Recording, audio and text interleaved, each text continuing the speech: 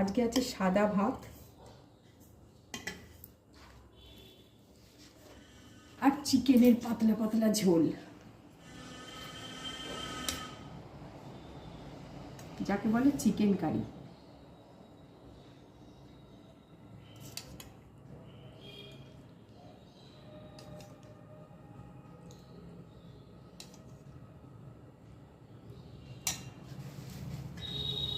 তো লেবু মেখে